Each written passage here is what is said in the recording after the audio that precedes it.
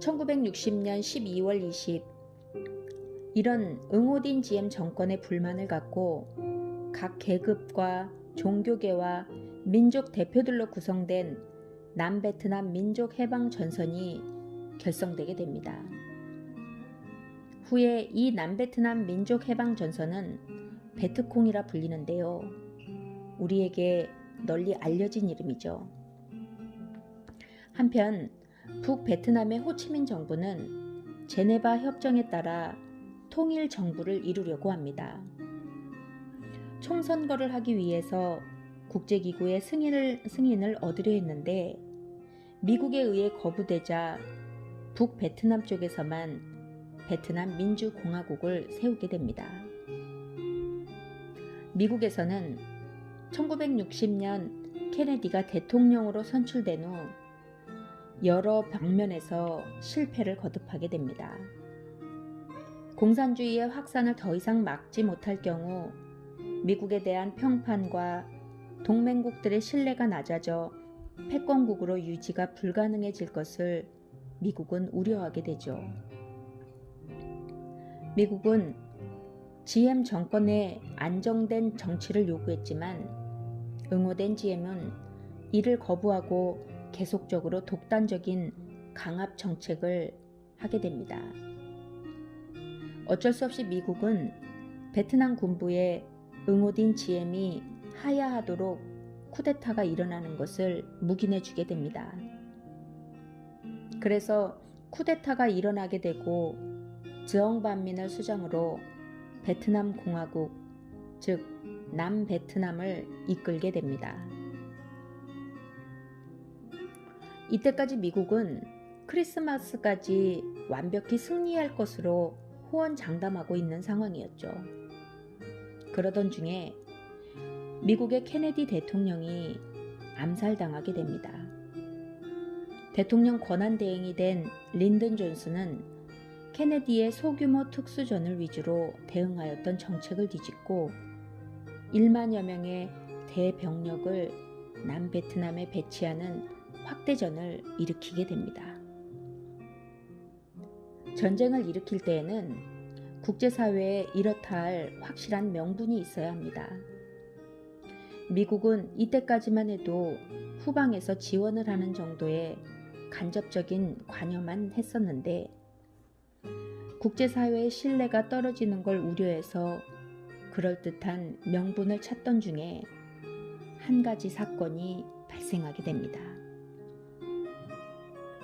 1964년 8월 2일 북베트남 해안에서 첩보 작전 중이던 미국의 구축함 USS 매덕스가 북베트남의 어뢰정에게 공격을 받는 일이 발생하게 되죠. 이틀 후 같은 장소에서 미국의 구축함이 재차 어뢰정의 공격을 받았다고 주장을 합니다. 며칠이 지나 미국은 보복을 명분으로 북베트남에 폭격을 강행하면서 전쟁에 본격적으로 가담하게 됩니다. 선전포고 없이 진행된 이 폭격은 존슨 대통령이 동남아시아에 주둔 중인 군대에 직접 명령하게 됩니다. 이것이 바로 통킹만 사건이라고 합니다. 미국 하원은 통킹만 사건이 전면적으로 확대되는 것을 거부했지만 존슨 대통령은 독단적으로 전면전을 개시하게 되죠. 그러나 2005년 기밀 해제된 미국 국가안전국의 보고서에서는 어뢰정의 공격이 없었다고 기록되어 있고 북베트남도 공격에 대해 강하게 부인했으며 미국 내에서도 여러 차례 사실이 아닐 수 있다고 지적을 했죠. 베트남 사건 연구가인 루이스 저리스는 통킹만 사건은 존슨이 베트남 전쟁에 대한 지지 기반을 얻기 위해 조작한 것이라고 주장했습니다.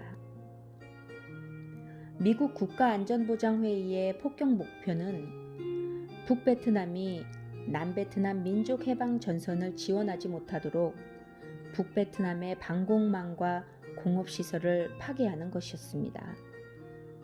그래서 폭격은 호치민 통로를 파괴하고 캄보디아와 라오스 지역으로 확대해 가는 것이었죠. 그러나 호치민 통로의 테러를 막지 못해 계속해서 북베트남이 물자를 남베트남 민족해방전선에 지원을 하게 됩니다. 또한 미국 공군이 남베트남 민족해방전선으로부터 몇 차례 공격을 받게 되고, 그래서 남베트남군 대신 직접 공군기지를 방어한다는 이유로 지상으로 전투부대를 파병하게 됩니다. 그런데 미국 파병은 제1차 인도차이나 전쟁 당시 미국의 파병과 비슷한 양상을 보이게 됩니다. 북베트남의 호치민은 재빠르고 소규모의 방어와 공격에 아주 능한 게릴라 전투를 벌입니다. 1차 인도차이나 전쟁에서 승리했던 방법으로 말이죠. 호치민은 미국에 이렇게 경고합니다. 20년 동안 전쟁하기를 원한다면 우리는 20년 동안 전쟁을 할 것이다. 미국이 평화를 원한다면 우리는 그들을 초대하여 함께 차를 마시며 평화를 이룩할 것이다. 라고 말이죠. 3,500명으로 시작된 미국 해병대의 파병은 어느새 20만 명으로 늘어나게 됩니다. 애초에 파병 목적은 방어 임무였지만 미군은 오랫동안 공격적인 전쟁에 익숙했던지라 방어 임무에 치중하는 것은 힘든 일이었어요. 거듭된 전투 실패로 사기가 바닥에 떨어지자 존슨 대통령은 직접 전투 수행을 명령하기도 했다 합니다. 그때 엄청난 일이 벌어지게 되죠. 그것은 바로 설날에 기습 공격을 북베트남과 남베트남 민족 해방 전선으로부터 남베트남이 받게 되는 것입니다. 상황은 이러했어요. 미군이 광치성에서 캐산 전투를 벌이느라 베트남 중부 지역으로 이동한 사이 북베트남과 베트남 민족 해방 전선은 떼시라 하는 음력 설날에 이틀 동안 휴전을 하겠다고 한 약속을 깨고 1968년 1월 30일 남베트남 전역으로 기습 공격을 해서 주 베트남 미군 사령부 본부와 미국 대사관이 공격을 받게 됩니다. 너무도 급작스러운 기습 공격으로 고전을 면치 못해 상당수의 지역에서 미국과 남베트남군은 퇴각하게 됩니다. 이후 정신을 가다듬고 다시 사기를 북돋아 북베트남과 남베트남 민족해방전선의 공격을 막아내면서 큰 피해를 입히게 되죠.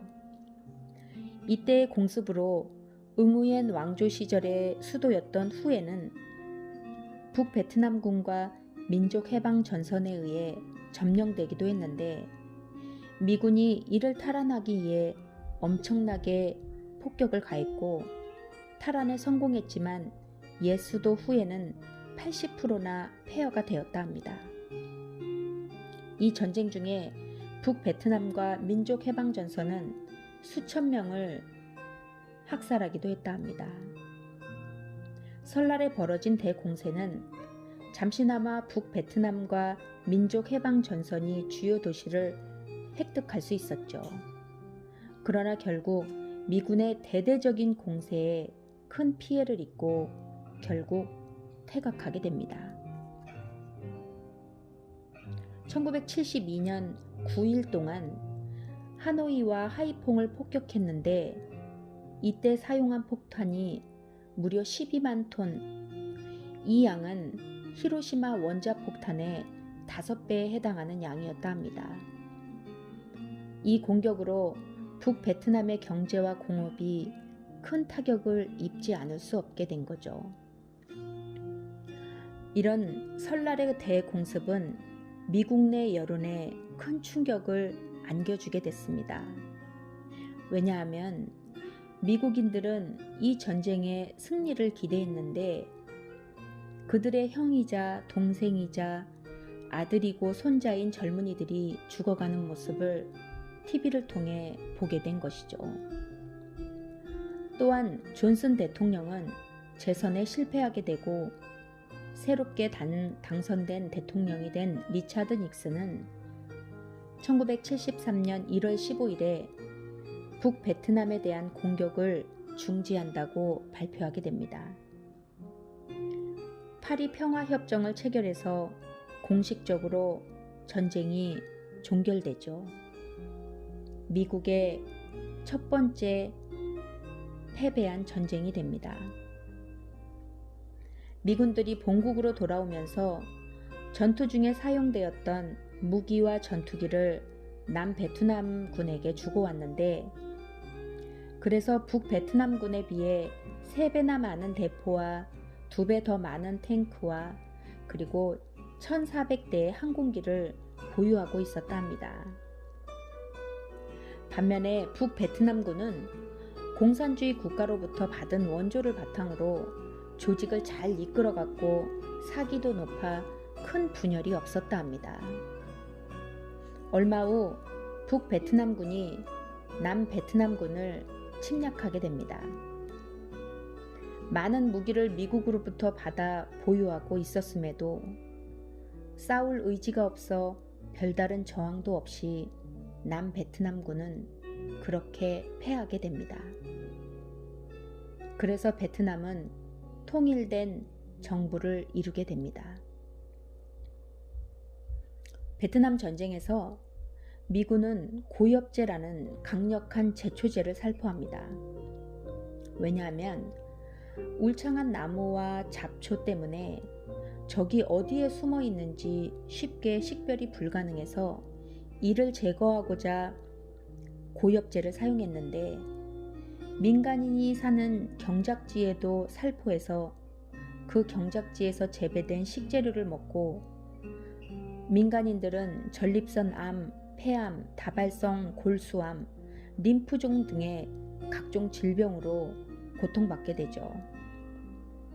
월남전은 이렇게 씻을 수 없는 후유증을 남기고 끝이 나게 됩니다.